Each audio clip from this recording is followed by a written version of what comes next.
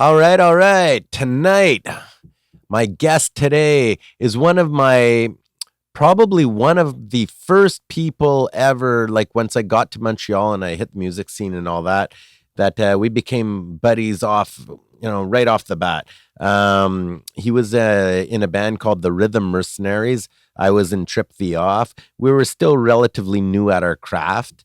And, here we are all these years later and we're still in touch, hanging out. And he's still doing all kinds of cool stuff. He's the frontman in a band called Dead Messenger. They're playing all over the place. He's also working, if I'm not mistaken, on with dance productions and making music and stuff for that. Anyway, I'm really curious about that.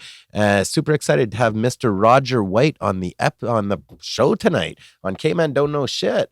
Yeah, man. And once again, we're sponsored by the fucking coolest print shop in Montreal, theinprint.com. Call them up. Tell them K-Man sent you and see if that helps you out in any way.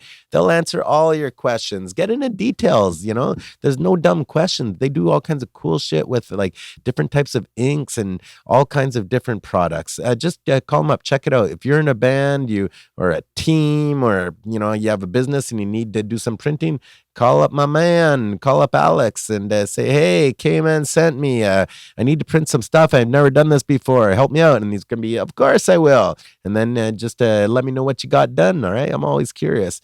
All right. Let's kick this off with, don't forget to, hit subscribe on YouTube here and all that kind of jazz. And that's how we grow this channel out. So we'll see you real soon. I'm going to go get myself a drink and sit down with my man, Roger.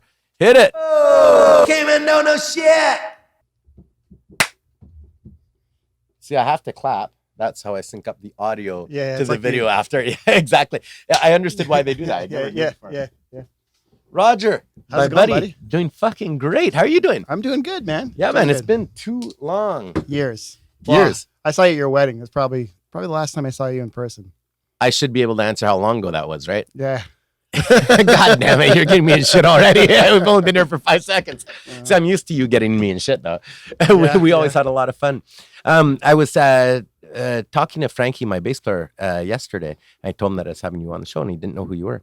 And I said, well, Roger is literally one of the first people I met in Montreal that was playing music when I arrived here, and I was just starting to play music. Yeah. And you were, because I remember we met at a party in NDG, and I remember that we spent an evening in the kitchen, hanging out, smoking spliffs and talking and shit like that all night. Sarah Whiskar or someone like that's house. That's a name I recognize. Yeah. So, yeah. Yeah, no, that's quite possible. Yeah. Yeah. A long ass fucking time ago. Well, that's it. And what an adventure it's been since then. I know. It's been... our kids are the same age. Yep. Our music is the same age. Yeah, our kids are like 3. Yeah, right. Exactly. Yeah. I'm all over that. We're toddlers. Yeah, man. But it's fascinating. I think we both have stories that are kind of comparable in the sense that we were both in our first bands in Montreal where we both made a name for ourselves and stuff. But that was still a process that brought us to where we are today. Yeah. And that's something that I think that we share, because back then you played in a band called the Rhythm Mercenaries. That's right. If I'm not mistaken, that goes all the way back to like high school or something like that, or CJEP, right?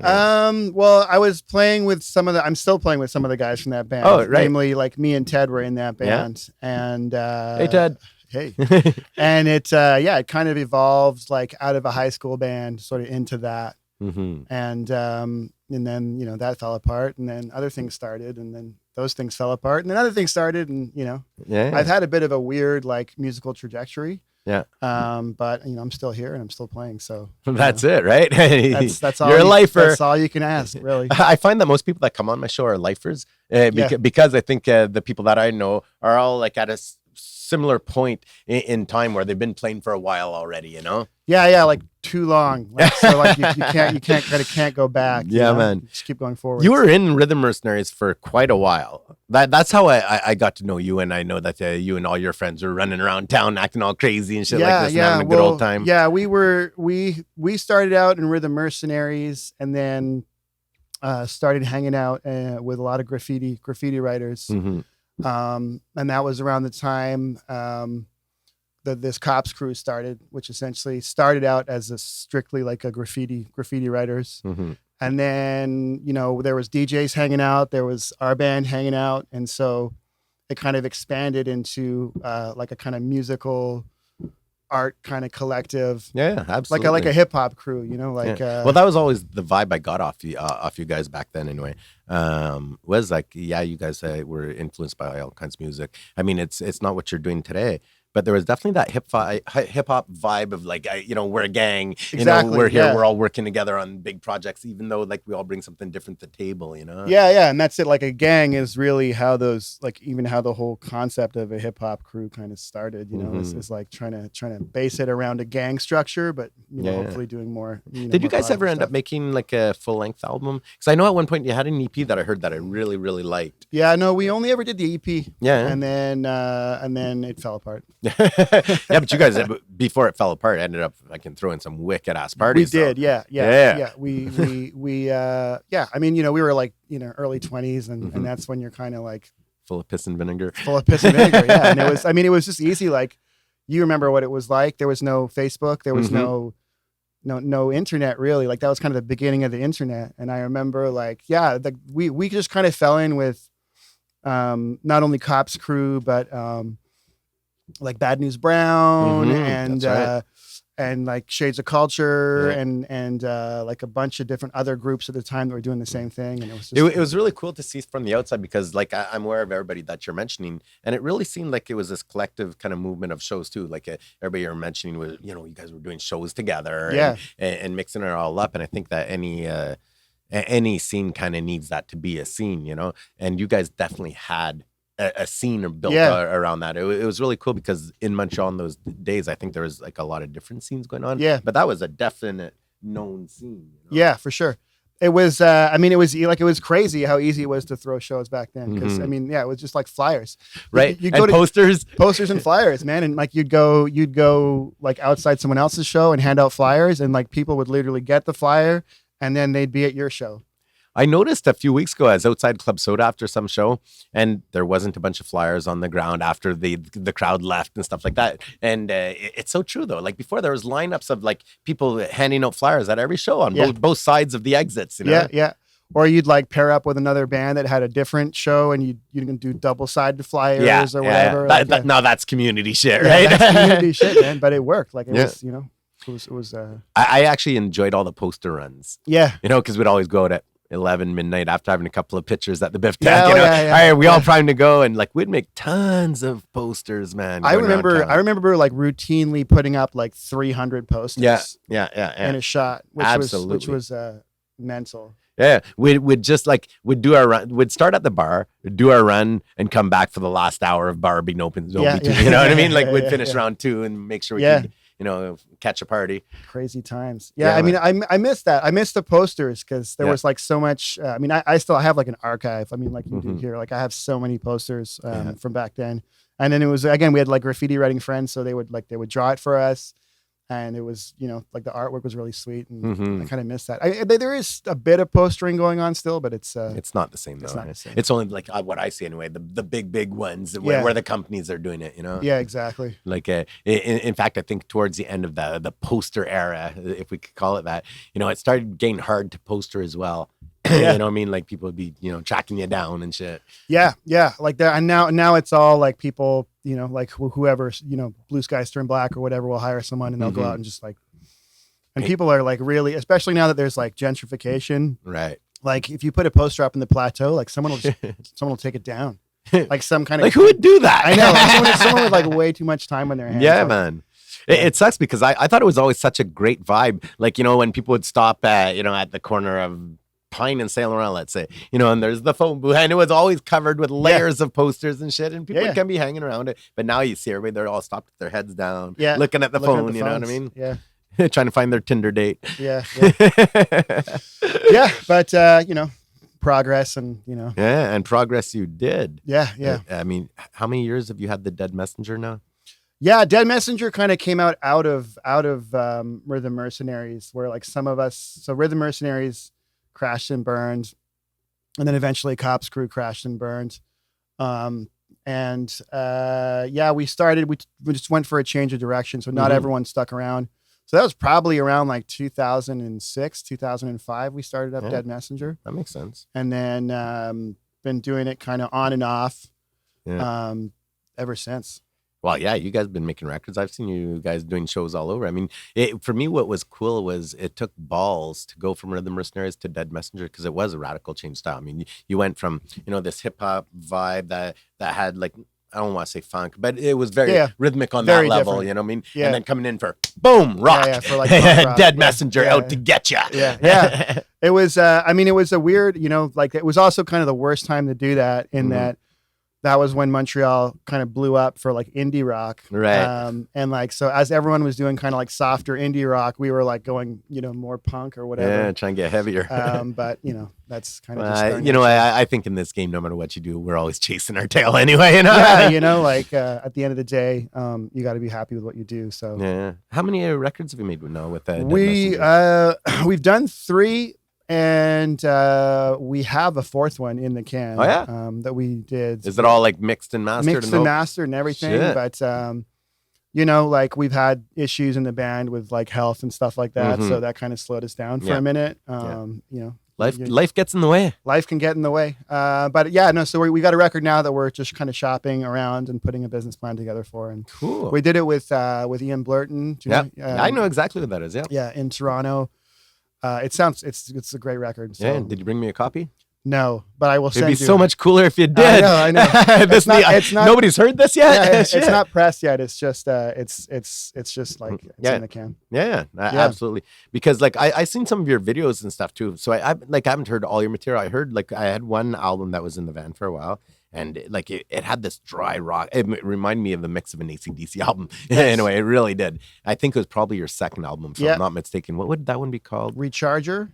Yeah, was it like a white and black? Yeah, exactly. Yeah. It had, I can't remember what it was, but there was like it was almost like pencil drawn. Yeah. Wow, my brain's working. You're today. You're good. Shit, I'm impressed.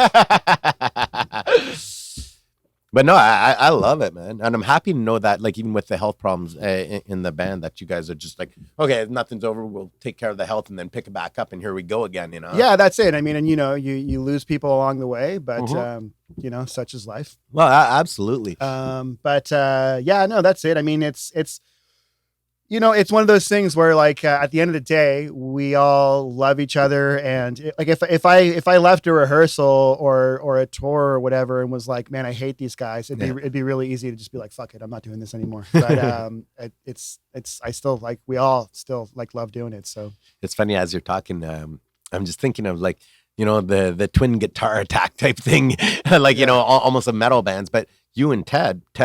Being the other guitar player, Roger plays guitar and sings. I think Ted sings a bit. He sings a bit too, yeah. Yeah, absolutely. But you guys, as a duo, a guitar duo, have played together for a hell of a long time. It just kind of dawned on me now, Yeah, since like high school. That's crazy. Ted. Yeah. Yeah. Yeah. Well, he's he's honestly one of my favorite guitar players like out there. Yeah. And it's a joy. It's a pleasure to play with him. Well, absolutely. But it's kind of cool. Like I've always been in. Except for a little moment in time, being the single guitar player in a band, which there's pros and cons to both setups. But I always love it when I get to jam in a situation where there is another guitar player, and like I love the interaction on that. Yeah, totally. And I'm very aware of leaving space and getting into a groove where two parts are working together and stuff like that. Yeah, it's one of the best things ever. Yeah, I mean, I think it's all about establishing like a working, like what's the word, like a way to work together. Because I think like I as I get older, when I was younger, it was very much like competition. I don't just mean with Ted. I mean with anyone playing guitar, being like, who's the lead guitar player, who's the whatever. Yeah. And actually, like every band or guitar player that I like usually has like a really strict like way of working. You know what I mean? And I think when you have that, that's how you build the foundation of a good band. Right. So that who. There's obviously exceptions to the rule, but.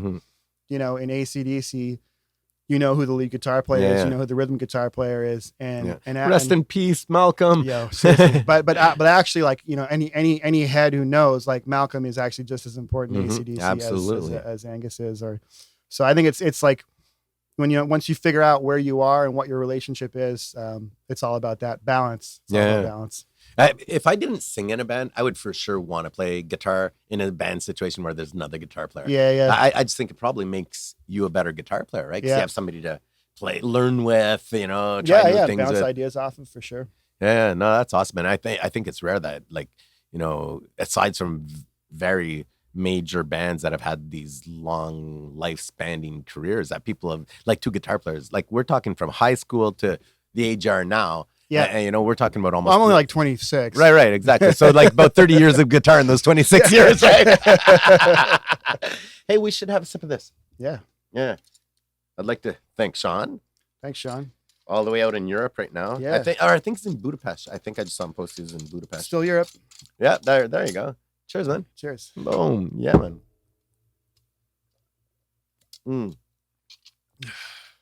So what other kind of projects are you working on right now? I heard that there's some talk about you and your lady. I want to have your lady on the show, by the way. You should. Yeah, I'm talking about his lady Helen, who is an incredible dancer and produces dance shows and stuff along those lines. Yeah. She's a choreographer. So the thing like that I never expected to happen when I picked up a guitar. I thought you guys when I picked up a lady. Also when I picked up a lady, was that I would get into making music for dance, which has been like amazing. Really? And I started out by making music. My girl had a dance company at around the same time as Cop's Crew called Solid State, and it was more of like a hip hop thing, like B-girling. Yeah. It was an all girl B-girl troupe. And they did tours all over Europe and Canada, like Newfoundland to Vancouver, and that's wild. And I wound up just like composing music for them, which is like it's really awesome. So I composed music, and they did shows at like the South Bank Center in London. How does that work? Like, what comes first, the chicken or the egg, in the sense, like, are they saying, directing a bit, like, this is what we need or want, we need this rhythm to move to, or are you like giving them music and they're moving to what you give them? It's a little of both. I mean, it took a while to establish a working relationship. Yeah. Because like we're married. Right. I'll be fun in the hen house. Shit. But it's certainly like evolved, and it's evolved past that too, because I do work for other people in the milieu now. But it's often kind of both happening at the same time. Right. So right now I'm working on several projects, but we're working on a show right now that is also, the other cool thing about it is it allows me to work outside of the rock, world that I've been in. So the show we're working on right now is called Papillon, and it's going to be at La Chapelle. Oh, nice. And this coming fall, and it's all kind of analog synths and drum machines and a drummer. Are you the one programming the drum machines? I'm programming the drum machine and doing the synth. Ted's actually working on it too. Really? And then there's this guy Remy, who's he's an awesome drummer from where is he from? One of those French Caribbean islands. There's a bunch. Yeah.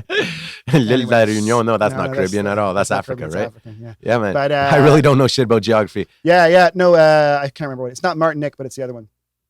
Guadeloupe. Yeah, man.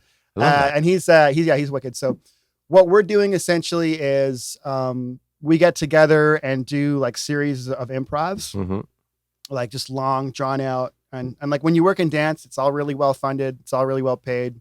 So we go into like a residence, and that's basically like a week or two of just like playing, and we record and document everything. And then we sort of go back and go, okay, that's a good idea. We're going to take that forward. That's a bad idea. This is a good idea. That's a bad idea. When you do that, are you working, like, you're basically editing your ideas? Are you doing that with the musicians, or the musicians and the starts off with like, so last couple of processes just been musicians. Okay. Yeah. So then we'll kind of identify themes, and then they'll take some of that music, and then the dancers will go do residencies, kind of dancing to the ideas that we came out. Yeah. And then they'll be able to figure out moments in the music and be like, this section here is fire, we're going to keep working on that. Yeah. This section. Are they like, okay, we need this section longer in this part? Yeah. Okay. And like the way that dancers work is so different than musicians. Well, that's it. Yeah. So that was a mind fuck for me at first too. When I first got into this, is like I would be like thinking of like verse, chorus, whatever, and that does not. It's not when you're composing, like when you're doing soundscapes.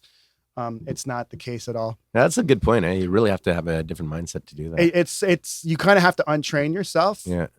And I came to that in the same way that I came into rock music, which like real punk rock. I was just like, I'm just going to do it. Right. There's people who go to like, Concordia to get degrees or McGill to get degrees. And I just kind of walked in and was like, I'm just going to do this. And dude, that's why I love my friends. The majority of my friends say things like this. And I'm all about just jump in, man, sink or swim. And even if you fucking sink, take that experience, jump in again. Yeah, exactly, and maybe you'll wade in water. At this point, when you're like, when you're our age, like late 20s. Right. Wait, we better drink that. Whiskey keep you young, eh? It keeps it's good for the skin, actually. Yeah. Oh, really? Yeah. Whiskey, the Viagra of the skin. When you've been training your whole life. Yeah. So have I, right? So at this point, you need to just like fall back on your training, right? You know what I mean? So like, yeah, that's the. I always find that's the best too. Like I'm sure you're the same. I'm sure you put your 10,000 hours in. Oh yeah, I've put 20,000. Right, exactly. But isn't 10,000? That's hours what they say. Yeah. I mean, that's it. I think like the best, like for me, if I'm writing a song, whether it's writing a song or making a composition, like. It's usually, instantly if it's good or not, right? Like if a song takes like more than you're like, you can tell you're like, this is taking too long. Fuck it. I totally agree with you. My best shit has just been like in the morning, having morning coffee, maybe smoking a spliff, writing the lyrics in 5 minutes. Boom, and there you go. There's a song. So it's kind of trust your instincts. And like even back when we were doing Rhythm Mercenaries, it was a lot of like improv, of like, and improv is weird. Yeah. But I don't like doing it necessarily like on stage, you know what I mean? But as an actual practice of just like how to get your skills and hone your brain and get yourself to when you're making decisions on the fly and you're relying exclusively on your training. Yeah. That's the best way to get good. You see, even my band, we do something similar, like, because I do think that, for the musician side of the people playing, I like to have at least a few moments in our set where it allows for improv a bit, but it's very organized. Yeah. You know what I mean? Like we have from here to here and with options of what can go on. You know what I mean? So every show keeps it fresh. You're not sure what you're going to do yet until that moment, Yeah. But that's wicked. With the dance crew, are they like, we're talking fairly large shows? These are productions. Yeah, they're pretty big. Yeah. I mean, like huge productions. Yeah. Because I guess like I don't know how many dancers there are in a typical crew like this. It goes from show to show. So that one I was telling you about, it's going to be 3 dancers and 3 musicians. But the last one that I did before was like 6 dancers and 3 musicians, and and it's like that's a whole crew with the sound, with professional that's what lighting. I'm getting at. Yeah. And it's in big theaters, and like it's way cooler than playing in a band. I mean, it's not. I mean, there's different things. What I love about it, and so sometimes I'm actually recording music, and it's just recording music that's played. Right. That's awesome, because then it's like you just hand it over and it's done. Is everything done to like a click track or something like that, even for the live performance? Because it seems to me like it depends. Okay. It depends, like on what the aesthetic of the show is. Mm-hmm. Well, what didn't she put together a show I think you were involved with as well? Something around Iggy Pop. Yeah. What was that called? Raw Pop? She did 3 shows based on Iggy Pop. Kind of like I'm going to give you the whole. Please do, because like I'm really happy to clear this up, because I've seen her post different things, and unfortunately I didn't go. That's all good, man. But it isn't that good. I would like. Well, fuck you then. Yeah, exactly. That's better. That's the Roger I know, man. Hey, fuck you, huh? But I kept seeing this stuff go on, and it looked super interesting. Yeah, it was. Basically, it all started with she likes the idea of looking at people who generate movement, whose primary focus wasn't to generate movement. Okay. Right. Yeah, I understand. So Iggy generates all this. If you've seen the guy live, he's fucking enigmatic. Absolutely. Yeah. And he's really like he's like contortion yoga style, climbing up on the amps, like jumping around, flailing, even in his 70s. Like jumping into the crowd, really confrontational. but that's not actually what he's doing. What he's doing is singing in a band. Right. And so she was sort of thinking of different people, who do this, like your James Browns or like your Mick Jagger. Yeah. Mick Jagger is a bit too like. Well, he's walking around on stage pointing, yeah, but he's actually singing for a band. yeah. But it's a bit like with Yeah. Mick, it's a bit like, he actually takes dance classes and Yeah. shit. Like with I said, yeah, as if I knew that. Yeah. No, but he does. Like, I mean, Oh, really? I'm not throwing shade. Like, No, not all. I know he's big into aerobics and stuff. Yeah, like yeah. that. But Iggy, it's just like he's just doing it. Yeah. He's just fucking up there, and That's he's what he feels. so then she was like, yeah, that's who I'm gonna look at. Mhm. And then looking at his career, she's like, this guy had this like really kind of fiery start that didn't go anywhere, immediately, right? And then it, like with the Stooges, right? Like that, Yeah. like they kind of invented or were part of a crew of I bands feel they're and- bigger now than they were Yeah. while they were doing it. Right, You exactly, become exactly. a legend. like they crashed and burned essentially. Right. And then and then he did his stuff with Bowie in Berlin, all the kind of Idiot era, and Mhm. while Bowie was doing like Low and those kind of like that so that, and then she did a third one kind of looking at the end of his career, right? Like Right. when the Stooges reformed, and when the Stooges reformed, like they all died basically. Like that the Stooges reunion ended because all those guys died. Like as Who didn't die? only Iggy and What about bass player? well, Mike Watt. Yeah. Mike Watt is wasn't in the original lineup. Okay. Yeah. Yeah, Because I knew he was in there, but I yeah, wasn't he was sure. in like because he's a bit younger. Well, younger, but he's younger than them. Yeah. But no, so we did one show called No Fun that was really kind of like, That's what I'm talking Yeah. about. Yeah. it was I was really trying to say raw power. I knew that wasn't Yeah, right. one of them, one of yeah, them. exactly. it was really kind of like really raw energy, like dancing, Yeah. and that's what we started with, and it just people fucking really dug it. Mhm. And then we did it. We did it first as like a 15-minute piece in this theater like that UCAM has on Charrier, Mhm. and then we got booked to do it at this dance theater during Pop Montreal, and we expanded it like into like a 40-minute show. Right. And then that one just kind of took off, man. Like we did it in Vancouver, we did it in Toronto, we did it. We've done it a fuck ton of times. Like people just loved it. That's wicked. And then she's like, yeah, I'm going to do the next 2 shows. Were you like you're a musician, involved in this? Were you playing Stooges music? It Like, started, how'd this work? started out like that. So it Okay. started out where we were kind of playing like approximations of Stooges songs. Right. With no vocals or with vocals? with Ted basically screaming, because Okay. Ted was involved. Yeah. Him basically running around and screaming and being Iggy Pop. Yeah. Because Because he's cool like that. yeah, because he's kind of like you wind him up and you Yeah. just let him go, and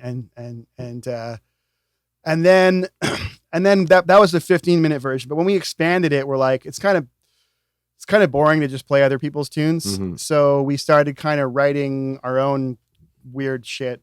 Okay.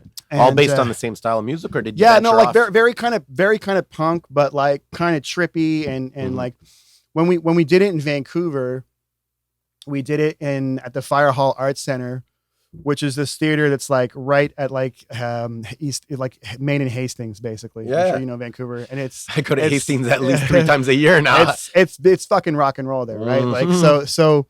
I had a friend of mine who from the Cobb Screw days who lives there now came to see it, and he was like the coolest thing.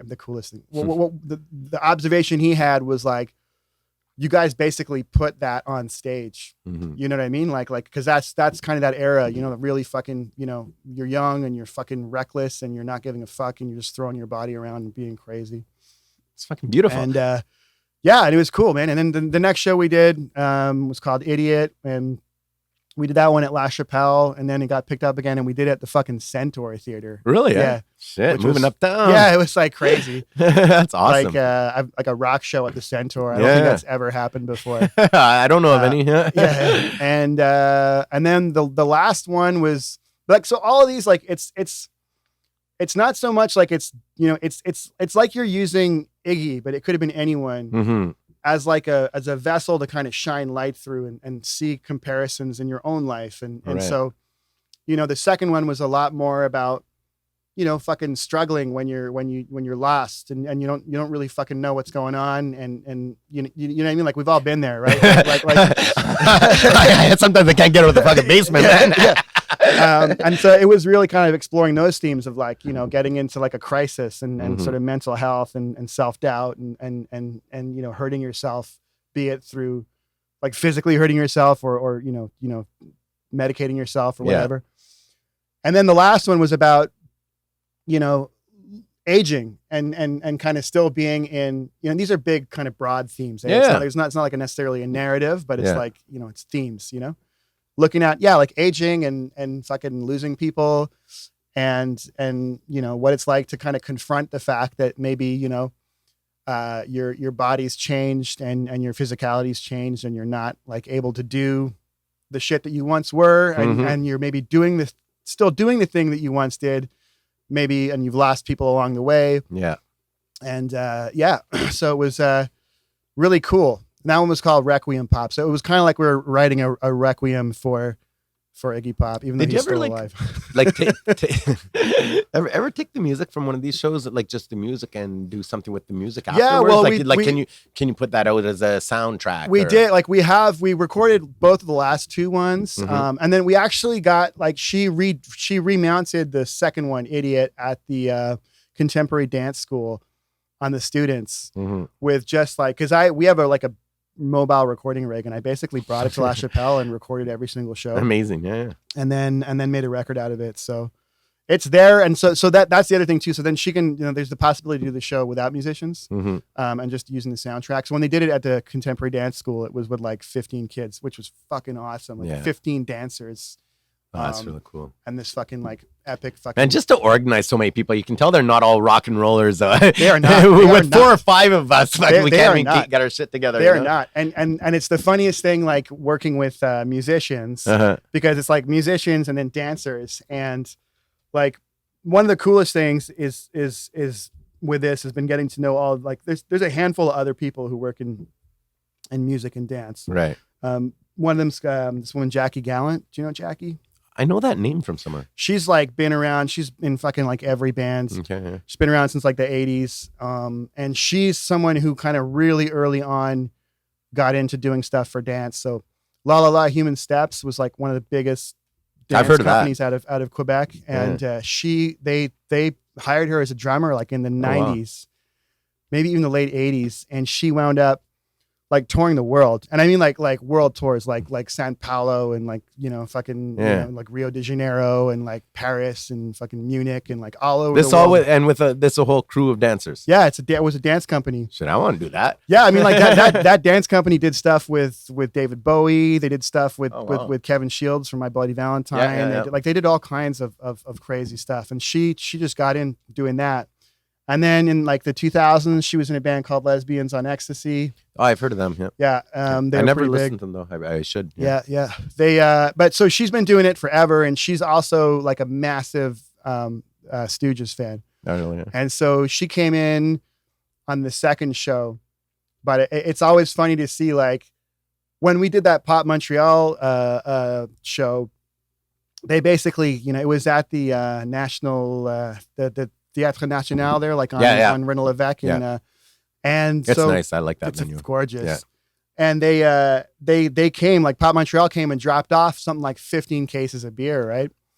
They got 15 cases. Yeah. Like 2 floors. and like McCausland, and it's all these dancers, and they're like time out. I need a beer. Yeah, you need a beer? Sure, man. Yeah. So all these dancers, like they don't drink. Right? So like they would like health conscious. Yeah, they have to be, right? Like I mean their body is like their vocation, you know what I mean? Like your body's a temple, okay, man. Temple. I thought it was the chicken coop or something. But so like we would like we like throughout that run of shows. Are you an IPA guy? Whichever one you want. Which one do you prefer? I'll take the IPA. There you go. Cheers, buddy. Yeah, man. Yeah, so like they would, the dancers would show up early and be like, doing yoga and like, nice. I knew this microphone would be useful one day. Yeah. They'd be doing yoga and like stretching and all that. And then we would, that's cool. The musicians would be in the green room just drinking beer. See, that's cool too. I like everything about this gig. Yeah, it's a good gig, man. It's cool. Yeah. That's awesome. But even like as a musician, I could see myself enjoying that type of creative process. It's amazing. Yeah. And I mean, it is a lot healthier. Like I mean, I know I just said that we were drinking like crazy,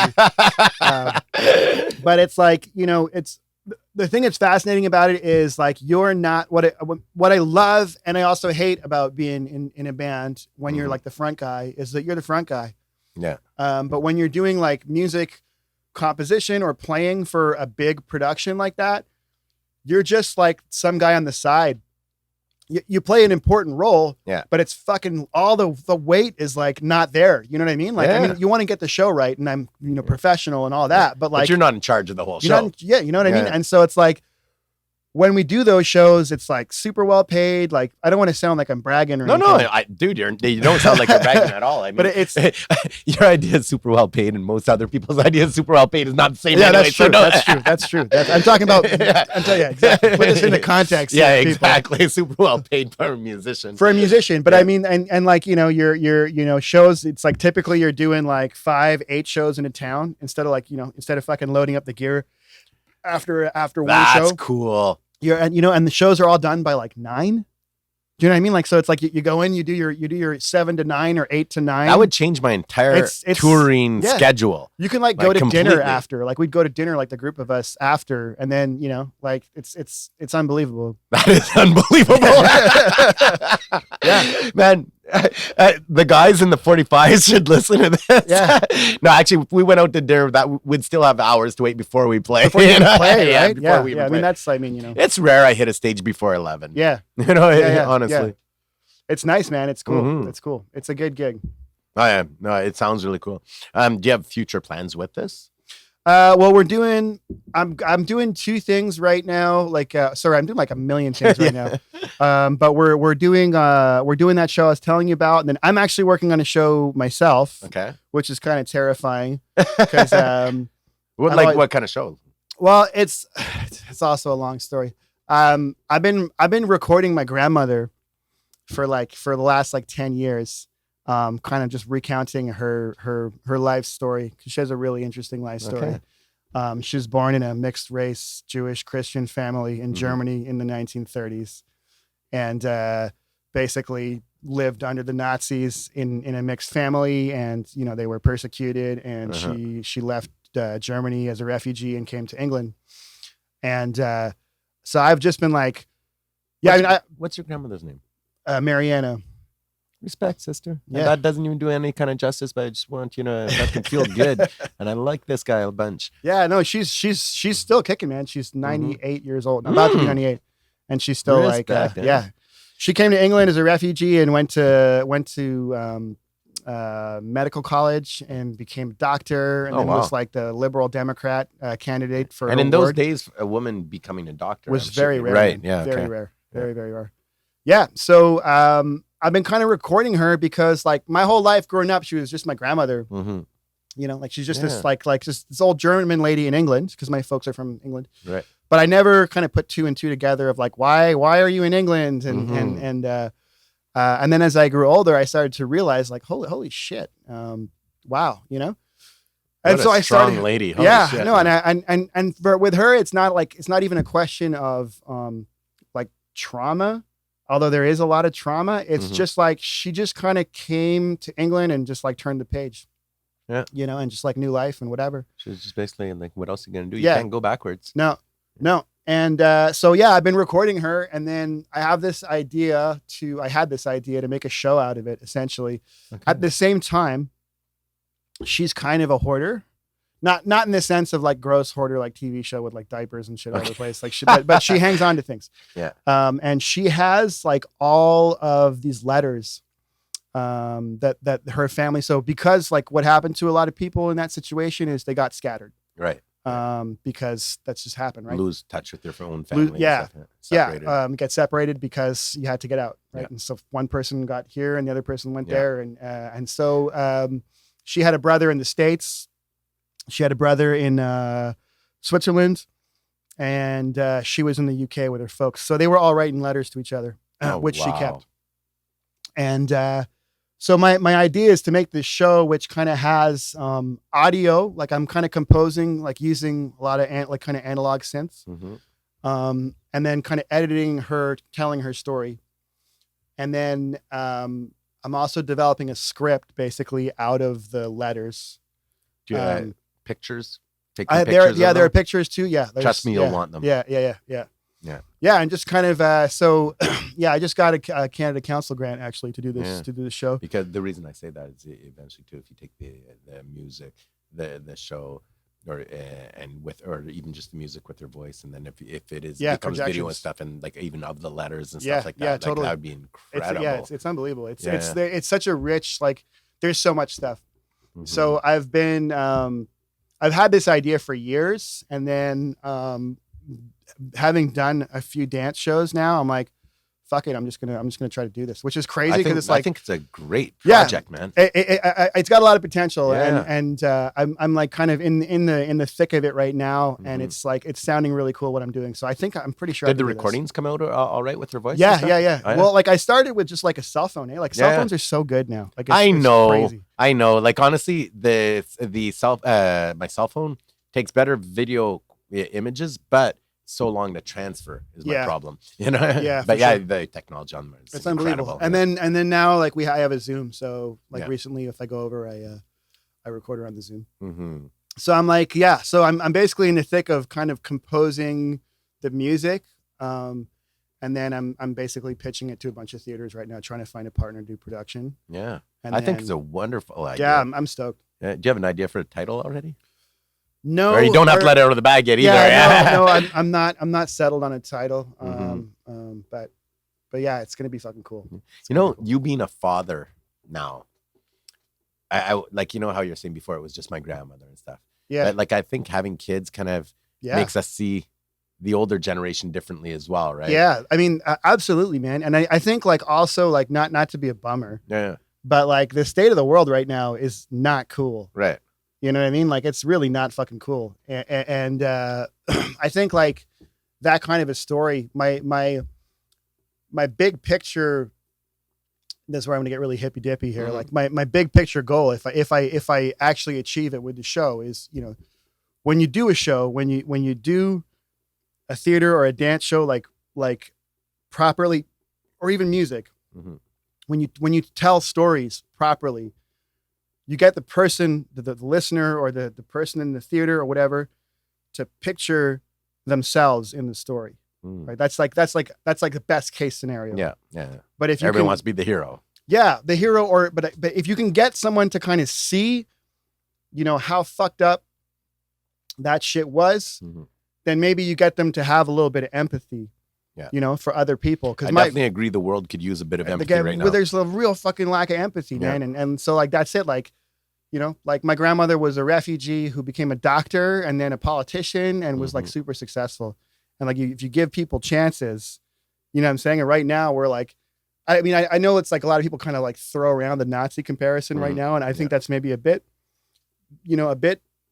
extreme, but like you're seeing a lot of othering and fucking people, you just brought up a great thing, and yes, there has been a lot of comparing where it might be a bit of a different thing. But the interesting thing about it is, like, how we're always taught that, look back in history so we don't repeat the mistakes. And I think that's part of it. Yeah. They're doing the comparison because, some of that mentality was used in this manner. So we're using history to warn off what's coming up now. Yeah. You know what I mean? So that's where it's not all bad to compare. You know what I mean? Yeah, no, for sure. I mean, we're not saying they're getting to the same finish line. Yeah. But we see at this level, there might have been some potential to head that way too. You know what I mean? I mean, white dudes in Charleston with tiki torches chanting "Jews will not replace us" is pretty comparable. Yeah. Well, that's pretty comparable. Fuck, man.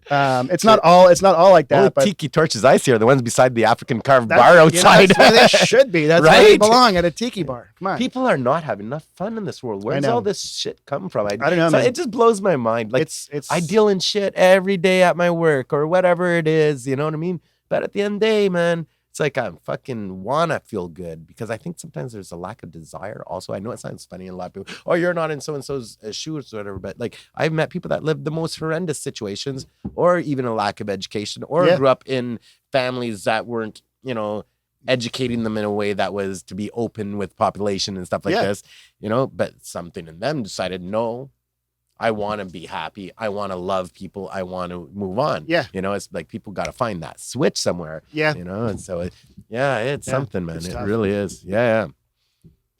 But yeah, no, it's cool. It's a big, yeah. So that's what I'm working on. I think that's amazing. I would love to speak to where is she's in England. Yeah, she's in Bath.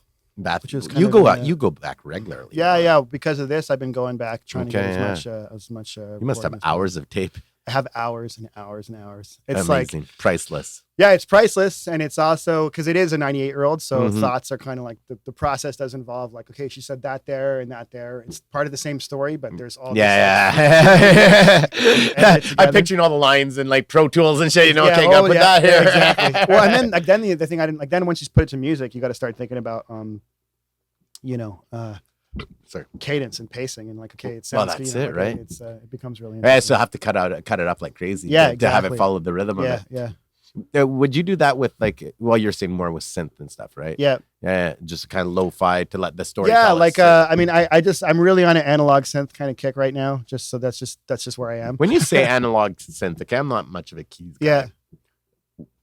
Yeah, You hear people use all these terms, digital synth, analog Yeah. synth. These days, of course, it's cooler if you say analog synth, and people will say they're on a kick. What is an analog synth for you?